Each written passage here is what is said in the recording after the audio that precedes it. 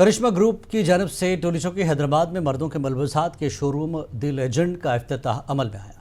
All India मजलिस इत्तेहादुल मुस्लिमीन के सदर हैदराबाद के रुकन पार्लियामेंट असदुद्दीन अवैसी ने इसका इफ्तिताह किया।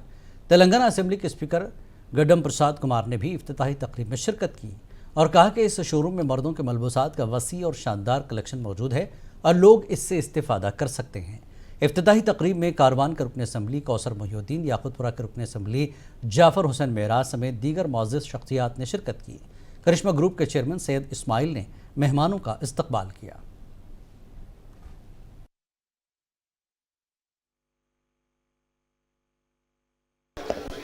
टोली चौकी में द लेजेंड मेंस वेयर का बहुत बड़ा मॉल खुला है।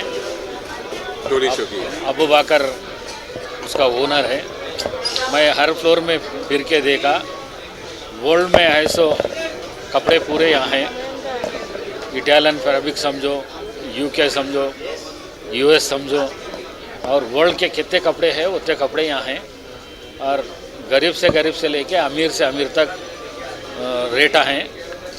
हैदराबाद वालों से मैं एक ही गुजारिश करता हूँ, हर एक आदमी ये द लेजेंड शॉप विज़िट करना और शॉप को देखना, परचेज़ करना बोल के मैं आपसे हैदराबाद लोगों से रिक्वेस्ट कर रहा हूँ।